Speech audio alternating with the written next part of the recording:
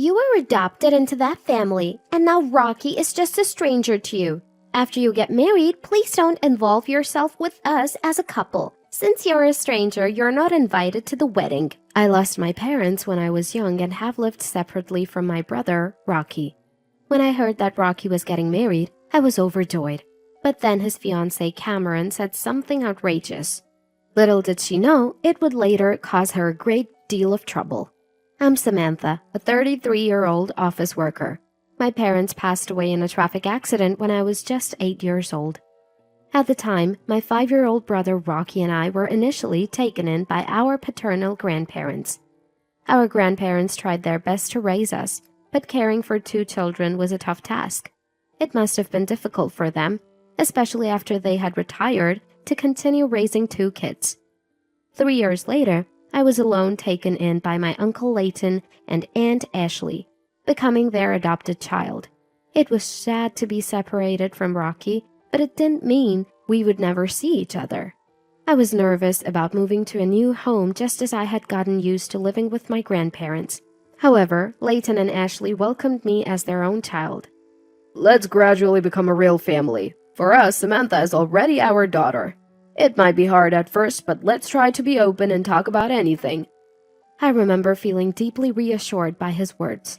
I learned much later that Leighton and Ashley, unable to have children, had decided to adopt me after much discussion. Their home was a bit far from my grandparents, but a 30-minute bus ride was all it took, and I thought soon I could visit Rocky on my own. And so my life as Leighton and Ashley's daughter began.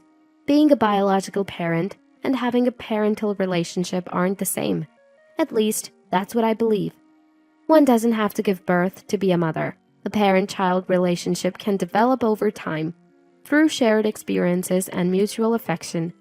I learned this firsthand living with Leighton and Ashley. Though there's no blood relation between Leighton, Ashley, and me, we are undoubtedly parent and daughter, a family. I only shared this with close friends, and they were often surprised to hear we weren't biologically related. Some even praised me for growing up well despite my circumstances. But it was all due to Leighton and Ashley's love and patience. Initially, I couldn't fully open up to them, was sometimes willful, and even had a rebellious phase in hindsight. I'm truly grateful to them for accepting and facing these challenges with me. And now I wholeheartedly think of Leighton and Ashley as my parents. As an adult, I wanted to give back to them, even if just a little. So I joined Leighton's company, worked hard, and now serve as a supervisor. Rocky and I kept in touch regularly. Once we both had mobile phones, we exchanged messages and calls directly, and I sometimes visited him. However, our meetings dwindled after high school, and my messages were often met with brief replies. It seemed normal for siblings of the opposite sex to drift apart as they grew older. But like me, Rocky grew up well and remained kind-hearted under our grandparents' care. Though he must have felt lonely at times without parents, he never caused me much worry. Eventually, Rocky graduated from college and joined a renowned company, a source of great pride for our grandparents and me as his sister. Then, this year, when he turned 30, he surprisingly reached out first, wanting to introduce me to the woman he was going to marry. While I was happy for him, I also felt a bit upstaged. I regretted that our grandparents weren't around to share the joy. They would have been delighted. A few days later, Rocky brought his fiancée to meet Leighton, Ashley, and meet me at our home. Samantha, Leighton, Ashley, let me introduce you to Cameron, my fiancé, he said. Having lost our parents at a young age and then separated, our journey had been a challenging one. Seeing Rocky so happy and smiling, I couldn't help but feel like a mother to him. It amazed me that Rocky, once a small and cute little brother, was now introducing Cameron to us. This is my sister, Samantha. Thank you for coming today. I smiled at Cameron as I was introduced. Rocky, I'm so happy to see you after such a long time. You've become such a respectable man. Congratulations on your engagement. I'm so happy to meet you, Cameron. Thank you for coming. Leighton and Ashley also smiled and spoke to the couple. No, it's natural to attend a family meeting. I wanted to talk with Samantha too, she replied with a clear, smiling face. I had imagined her to be a quiet lady since she's the daughter of a business partner, but she seemed very composed. Rocky is a gentle, easygoing type, so maybe he matches well with a woman like her. She looked straight at me with determined eyes. That day, we introduced ourselves to each other and had a casual conversation with Leighton and Ashley over some cake. Samantha, are you single? Any plans for marriage? You're adopted by this family, aren't you? Don't you live alone? She asked various questions, seeming to investigate, but I felt she was trying to get to know me, her future sister-in-law. I was pleased when she wanted to exchange contact information when leaving. Later, she contacted me to meet at a cafe, and I felt ticklish, thinking this is what it's like to have a sister. However, my light-hearted mood was about to be abruptly overturned. As we started drinking coffee face-to-face, Cameron began, I wanted to talk with Samantha alone today. Sure, thank you. It's just us girls here, so if you have any complaints about Rocky or anything hard to say, feel free to tell me. That's not what I want to talk about. Did she just sigh? I felt something off in the atmosphere and looked up, meeting her steady gaze. There's something I want you to promise before we get married. What could it be? The mention of a promise made me a little nervous, especially since her gaze was so intense. Samantha, you're an adopted child of that couple and single, right? Yes, that's right. I was surprised by her sudden question, but answered. Rocky is now a stranger to you, right? After getting married, please don't involve yourself with us. What? I was so shocked that I let out a foolish sound. We won't invite you to the wedding since you're a stranger. What? Wait, just a minute. What is she saying? Well, legally, Rocky and I might be strangers, but we are real siblings. I don't intend to interfere with your married life, but I do want to attend the wedding and celebrate. I've heard there's no family without issues between a daughter-in-law and mother-in-law or sister-in-law. Maybe she's making sure with me, her future sister-in-law, first to avoid any trouble. But I have no intention of interfering with Rocky and Cameron's life. I gently reassured her that she didn't need to worry so much, but she didn't seem to understand my words and said, Don't misunderstand, I'm saying you're a stranger. Family but strangers. I couldn't comprehend what she was saying and tilted my head. Samantha and Rocky are already strangers, right? Moreover, you're still unmarried and living with such an elderly couple. I'd be troubled if you, a single adoptee, start depending on us in the future. She declared firmly. Such a cold look for a future sister-in-law.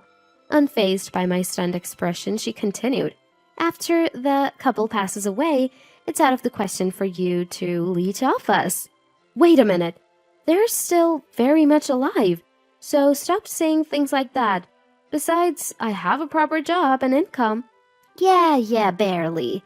If you were unemployed, I wouldn't have even attended the family meeting. She interrupted me and glared.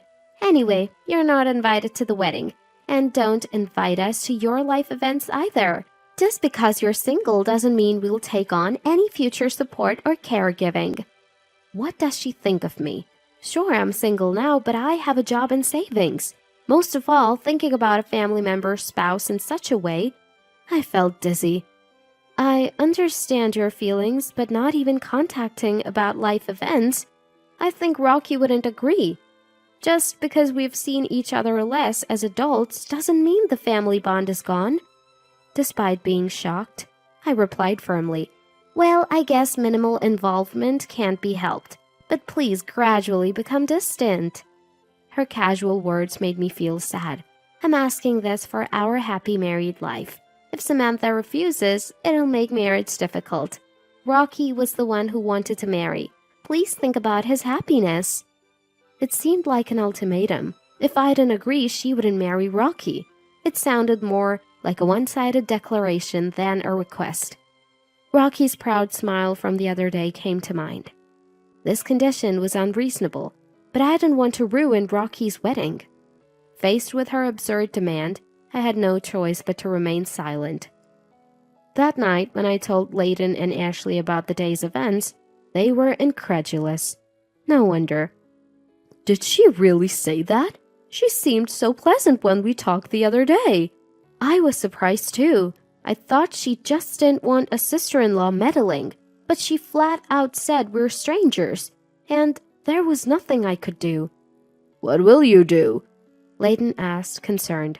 I didn't want to spoil Rocky's happy wedding. I don't agree, but I'll be absent. Once things settle, I plan to meet and celebrate with Rocky alone.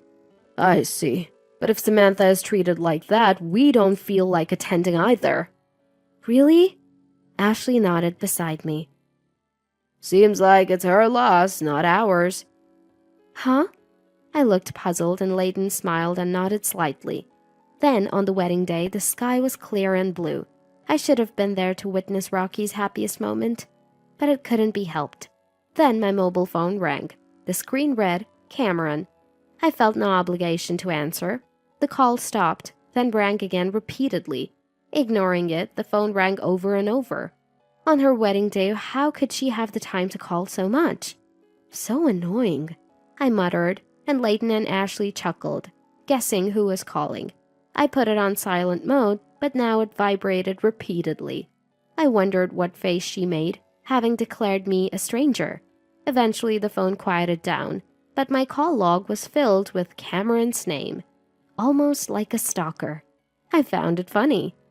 There were several voicemail messages, but I had no desire to listen. That afternoon, while enjoying snacks with Layton and Ashley, the doorbell rang insistently.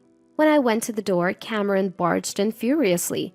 "Why didn't you answer the phone? Do you know how many times I called?" Isn't it your wedding day? What do you want at a stranger's house? Your absence ruined the wedding." "Really?" I smiled back, full of ease. "So you're saying I made Layton and Ashley not attend too?" "I didn't do anything. I just didn't go to the wedding as you told me." "Really?" "That's right, isn't it? You're the one who told me, who wanted to attend Rocky's important wedding, that I couldn't come because I'm a stranger. Why should I answer a call from a stranger?"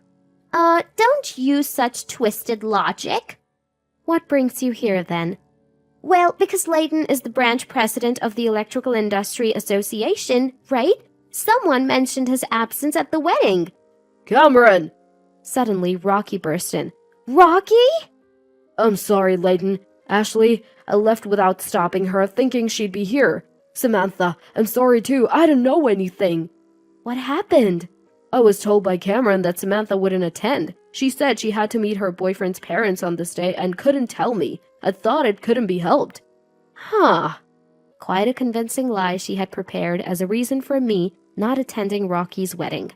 I'm almost impressed. Then today, when attendees learned Layton was absent, they asked why the chief guest was missing. Someone close to Layton said because Samantha refused attendance, the branch president also did not attend. Moreover, Samantha is the groom's real sister. What does this mean? Cameron's parents were shocked. We didn't know about this, they said. Then it all spiraled into a big commotion with relatives and the other guests. I guess the wedding turned into chaos, whether it was expected or not. Cameron, who had been listening to Rocky with clenched lips, glared at me again. "It's your fault. I was criticized as cruel and inhuman. If only you had answered the phone and come to the wedding, you heartless person." Who's the heartless one, I wonder? Layton, who had been quietly observing, stood up and spoke. I decided not to attend on my own. Samantha actually wanted to attend for Rocky's sake. Really? I'm a business owner and currently serve as the branch president of the Electrical Industry Association. I have relationships with Rocky's major manufacturer and your father's parts factory, but you've ruined this connection. Such discourtesy will become known, and it'll not only affect your position, but also your father's company. Oh! By the way, Samantha is now a chief officer in our company. She's studying technology and management every day and is indispensable. She's been the secretary of the Electrical Industry Association for 2 years now, so she has a considerable network in the industry. What? Cameron, who had looked down on me as a single poor nuisance, was shocked. Indeed, these siblings lost their real parents when they were young. It's a sad story, sadder than we can imagine. Leighton continued in a calm, dignified voice. But Samantha has bravely forged ahead in life. You, who judged her unilaterally as an adoptee and single, are far more than foolish. Cameron had no comeback. She didn't have the words to argue with Leighton. She turned her anger back on me. This liar! If I knew this person was important and rich, I would have let you attend the wedding. Enough already, I said firmly to her, who still couldn't say anything but that. I tried to talk about my work, but you didn't listen, did you? Everyone introduced themselves on the day of the family meeting. You only remembered that I was single and an adoptee. You end up in such situations because you judge people only by their titles and appearances. I'm not here because I can't afford to live alone, but because I want to be with my parents, Leighton and Ashley. What? We're family. Now, stranger, please leave. Wait! If you don't mediate, I'll be the bad guy. Do something, sister. I'm not your sister. I'm a stranger. I smiled and corrected her. He's my cute little brother's fiancée, so you're like a sister. Stubborn, aren't you? Take responsibility for what you said. If you smooth things over, I'll take back what I said before. There's nothing I can do as a stranger. Wait, what? Then, goodbye. Wait, don't go like that! Come on, let's go. I still have a lot of questions for you. Cameron, still protesting, was forcibly taken away by Rocky. After that, Rocky and Cameron's wedding was called off midway, and Cameron was billed for the cancellation fees. She complained it was unfair, but her parents accepted it was their daughter's fault. Her father's company, though she was a president's daughter, was just a small factory. Maintaining relations with Rocky's major company and the Electrical Industry Association, where Leighton served as branch president, was vital for the survival of their business. Now, due to her actions, her parents were busy apologizing. Of course, she was scolded severely for causing such a situation and wasn't even allowed to return home. She tried to stay with friends, but after the wedding fiasco, they distanced themselves and no one was willing to help. Rocky came to apologize for what happened.